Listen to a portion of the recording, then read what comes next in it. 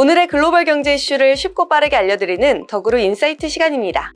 먼저 원전 소식으로 시작합니다. 국내 건설사들이 조금씩 해외로 움직이는 듯 합니다. 기업별로 한번 살펴보겠는데요. 먼저 삼성물산이 루마니아 소형 원전 SMR 시장에 진출합니다. 이 삼성물산이 루마니아를 비롯해 중부 동부 유럽의 소형 원전을 개발하는 데 협력하는 MOU를 루마니아 원자력 공사와 체결한 건데요. 차세대 에너지 공급원으로 주목받은 소형 원전 시장 선점을 위해 적극적인 행보를 이어갑니다. 또 폴란드 정부가 추진하는 신공항 건설 프로젝트가 속도를 내고 있습니다. 폴란드 인프라부가 최근 폴란드 신공항사 CPK의 마스터 플랜을 승인했다는 소식인데요. 승인된 마스터 플랜은 이른바 공항 설립 허가 약속을 신청하기 위한 조건이죠. 이번 폴란드 신공항 사업은 기존 관문인 바르샤바 쇼팽 공항을 대체하는 중동부 유럽 최대 규모의 공항을 건설하는 것을 목표로 하고 있습니다. 철도, 도로, 도시개발 등 광범위한 인프라 개발을 포함한 STH에 대한 구상도 진행 중인데요. 사업 규모는 약 10조 원에 달합니다. 우리나라와 폴란드는 지난 2021년 복합운송 허브 개발 사업의 인프라 전반에 대한 협력 내용을 담은 양해각서를 체결한 바 있죠. 한국 기업 수주는 물론 현재 인천국제공항 공사가 추진하고 있는 약 8천억 원에 가까운 지분 투자비 회수가 가능할 것으로 보여 기대감을 모으고 있습니다. 마지막으로 롯데건설과 현대엔지니어링이 우크라이나 전후 재건 사업과 석유화학 프로젝트에 관심을 보인다는 소식입니다. 우크라이나 경제부가 지난 16일 서울 중구 대한상의에서 열린 한 우크라이나 미래협력 간담회에서 롯데건설과 현대엔지니어링이 재건 및 석유화학 사업에 관심을 보였다고 무려 공식 성명을 통해 소개한 거죠. 이번 행사는 방한 중인 율리아 스비리덴코 우크라이나 수석부 총리 겸 경제부 장관을 초청해 전후 우크라이나 재건을 위한 사업에 우리 기업이 참여하는 방안을 논의하기 위해 마련됐는데요. 특히 최근 우크라이나 재건 사업은 제2의 마셜 플랜으로 불리며 단순한 기반시설 복구가 아닌 우크라이나의 미래 발전을 견인할 수 있는 인프라 구축에 초점을 맞추고 있어 기대감을 모으고 있습니다. 점점 해외로 발길을 돌리는 국내 건설사들 향후 방향은 어떻게 될까요? 조태현 기자와 함께 알아봤습니다. 오늘은 건설사와 관련된 내용입니다. 기사부터 빠르게 짚어보고 넘어가도록 하겠습니다. 먼저 삼성물산이 루마니아의 소형 원전 시장에 진출했다는 내용이죠. SMR이라고 하잖아요. 이게 스몰 모듈러 리액터를 말합니다. 그러니까 조그만 원전 정도로 이해를 하시면 되겠는데요. 최근에 기존 대형 원전은 조금씩 줄여나갈 수밖에 없는 게 전반적인 추세라고 볼 수 있고요. 그렇다고 신재생 에너지로 전부 다 이거를 충당을 하자니 이쪽은 출력이나 발전량 같은 것들이 일정하지가 않잖아요. 그래서 어느 정도 이걸 보완해 줄 것들이 필요한데 그런 측면에서 SMR이 굉장히 주목을 많이 받고 있습니다. 유연하다고 볼 수 있으니까요. 이런 시장에서 삼성물산이 루마니아 시장에 또 진출을 했다라는 소식이다 라고 보면 되겠고요. 두 번째 기사는 요겁니다. 지금 우크라이나 상황이 상당히 좀 복잡한 상황이죠. 우크라이나 대반격이 시작됐다고 하는데 지금 전황에 대해서 서방 쪽하고 이 권위주의 세력 쪽 이쪽에서 설명하는 게 너무 달라요. 그래서 지금 정확한 전황을 알 수가 없는데 아무튼 언젠가는 전쟁은 마무리가 될 것으로 보고 있습니다. 당연하겠죠. 그렇게 되면은 이 지역, 전쟁으로 폐허가 된 지역에 대한 재건이 필요한데요. 지금 이 지역에 인프라를 새로 설치하는데 이 공사하는 데만도 1200조 원 정도가 들어갈 것으로 보고 있습니다.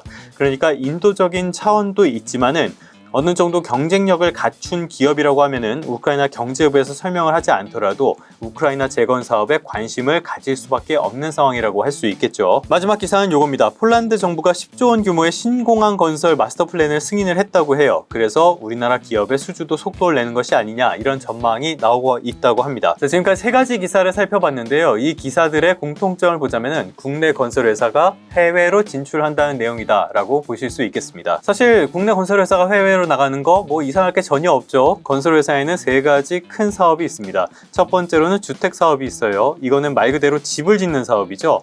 빌딩 같은 걸 짓는 건축과 묶어서 이 두 개를 같이 이야기하곤 합니다. 두 번째로는 플랜트가 있습니다. 플랜트 그러면은 이름만 들어도 공장이죠.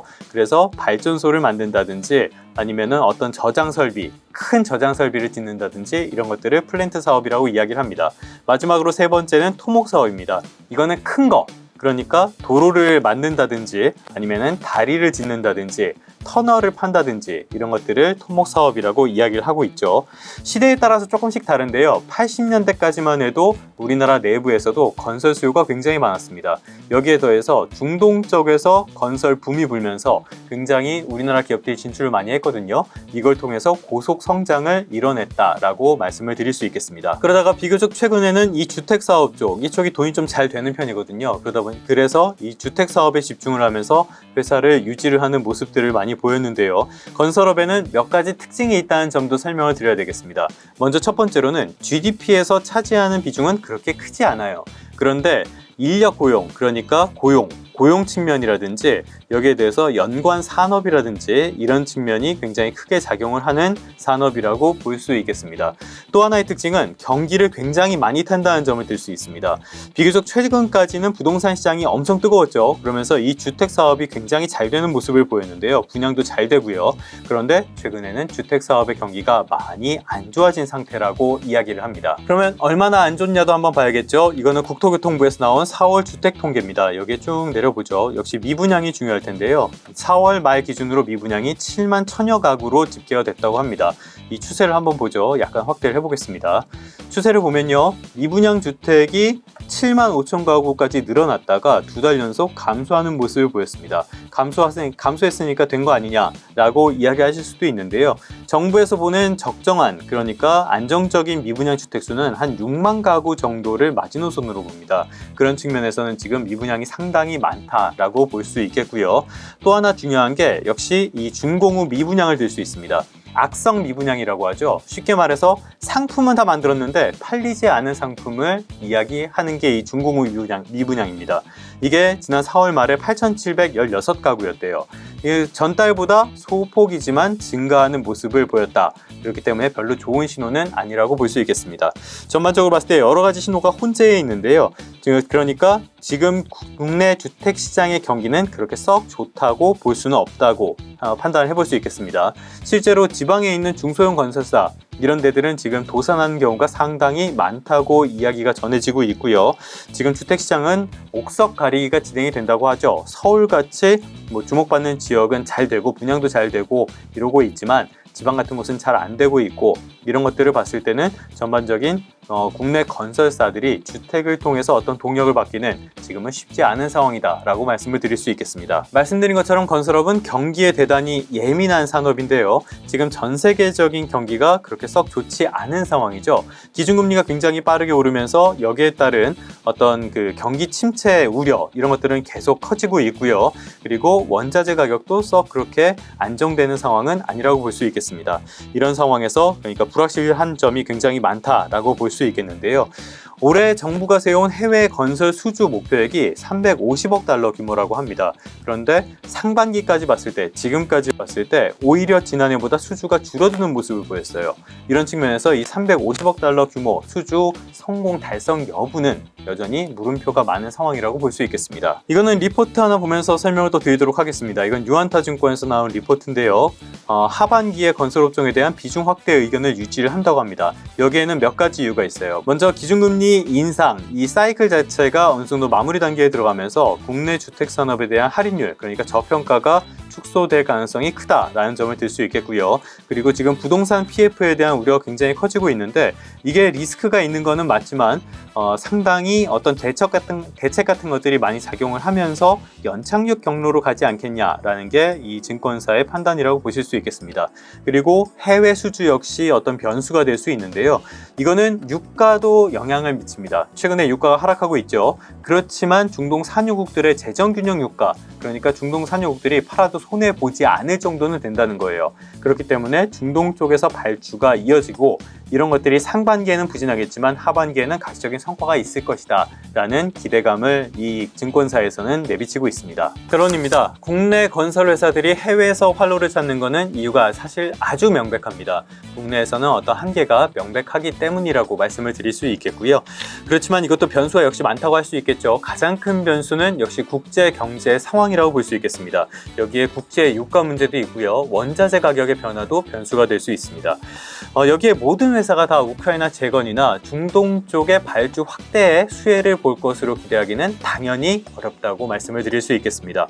어려운 상황 속에서도 어떤 회사가 해외 수주에서 가시적인 성과를 낼 수 있는지 이거를 냉정하게 따져볼 필요가 있다는 말씀으로 마무리하겠습니다. 그러면 성공 투자하시고요. 다시 김은비 아나운서에게로 가보도록 하겠습니다. 다음은 원전 소식입니다. 두산 에너빌리티가 원전에 집중하는 듯한데요. 미국 뉴스케일 파워의 주문에 대응하고자 두산 에너빌리티가 추가 투자할 가능성이 제기되고 있습니다. 스콧 베일리 뉴스케일 파워 공급망 담당은 주요 공급사 중 하나로 두산 에너빌리티를 들었어요. 두산 에너빌리티는 앞서 국내 투자사들과 함께 뉴스케일 파워에 약 1,300억 원의 지분을 투자하고 기자재 공급권을 확보한 바 있죠. 2029년 미국 첫 소형 모듈 원자로 가동을 시작으로 뉴스케일 파워는 루마니아와 폴란드에도 SMR 수출에 성공했는데요. 체코와 필리핀, 인도네시아 등의 진출을 모색하면서 소재와 원자로 수요도 증가할 전망이어서 이를 충족하고자 두산 에너빌리티를 포함해 파트너사들이 추가 투자를 검토할 수 있을 것으로 보입니다.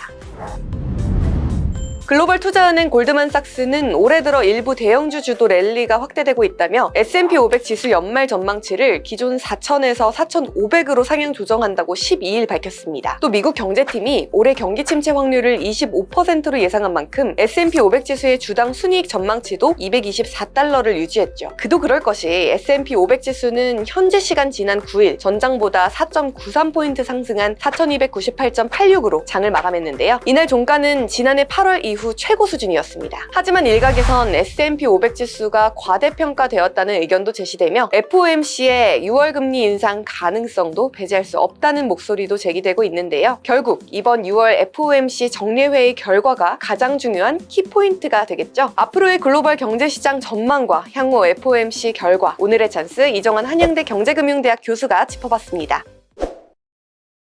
우리나라 시간 어젯밤에 미국 소비자 물가 지수가 나왔는데 4%가 나오면서 기준금리 동결할 가능성이 훨씬 높아졌다라고 아마 이해하시면 될 것 같습니다. 지난주만 하더라도 기준금리 동결의 가능성이 한 80% 정도였는데 발표 나오고는 97.6%로 굉장히 많이 올랐거든요. 아무래도 이제 물가 지수가 안정이 돼 있고요. 금리 자체가 이미 고금리죠. 굉장히 높은 금리 수준이기 때문에 추가적으로 안 올린다라고 할지라도 경기를 하강시키는 효과가 분명히 남아있고, 이런 고금리 상태에서 굳이 또 금리를 올려가면서 시장의 신용을 궁색시키는 방향으로 가지는 않을 거다라고 많이 예측을 하고 있습니다. 더군다나 미국이 이제 채권을 많이 발행해야 되는데, 부채 한도 정해졌던 게 타결이 되면서 채권을 많이 발행해야 되는데, 기준금리를 올리게 된다 그러면 채권의 가격이 떨어지면서 재원 조달도 부담이 되는 것도 사실입니다. 엄청 많이 찍어내게 된다라 그러면 공급층 요인에 따라서 가격이 좀 떨어질 수가 있는데, 거기다 기준금리를 더 올려버리면은 추가적으로 손해가 나는 거죠. 같은 재원을 조달하는데 나중에 갚아야 될 돈이 많아지는, 정부 입장에서 안 좋게 자금 조달해야 되기 때문에 그런 것들을 고려한다 그러면 기준금리를 안 올릴 것이라고 많이 생각을 하고 있습니다. 다시 기준금리를 올릴 것이냐, 이번에 안 멈추고, 이런 것에 대한 논의가 좀 있긴 한데 이론적으로는 안 하는 게 바람직합니다. 왜냐하면 이것은 혼란된 시그널을 주기 때문에. 일단 멈췄다는 것은 물가가 안정되는 시그널인데, 근데 또 뭔가 이거 정책이 기조를 바꿔서 금리 올린다, 그리고 또 언제까지 올릴지 모르는 이런 상황이 발생한다는 것은 불확실성을 굉장히 키워주죠. 투자 유축이라든지 주시장도 당연히 좋아하지 않기 때문에, 불확실성은 주가를 하락시키는 주범 중에 하나이기 때문에 되도록이면 피할 거다라고 보시면 될 것 같습니다. 그럼에도 불구하고 아직까지 소비자 물가지수가 4%대고요. 그 다음에 근원 소비자 물가지수라고 이야기하죠. 에너지하고 식료품 가격을 뺀 이 부분은 5%대로 높게 나오고 있기 때문에 물론 이제 가능성은 작지만 향후 금리를 올릴 수도 있다라는 여지는 남겨둘 것이다. 물론 안 올릴 거라고 거의들 생각하고 있지만, 이제 뭔가 뜻대로 안 된다든지 하면은 금리를 올릴 수 있다라는 여지는 분명히 남겨두고 이걸 바탕으로 해서 운영하지 않을까, 금리 정책을 운영하지 않을까라고 많이들 평가를 하고 있습니다. 중요한 것은 이제 시장의 어떤 시그널인데, 멈췄다가 올리는 것은 시장에 좋은 시그널을 주는 것이 아니고요. 정책의 또 효과라든지 이런 것에서 불필요한 불확실성을 키우는 거기 때문에 되도록 안 할 것 같다. 그렇지만 이제 데이터가 안 나온다는, 소비자 물가지수가 또 올라가거나 근원 소비자 물가지수가 많이 안 좋게 나온다라고 하면은 결국 올릴 수밖에 없긴 한데, 그런 차원에서 이제 개연성 높일 수는 있다 차원의 메시지 던지지 않을까, 그렇게 생각하고 있습니다.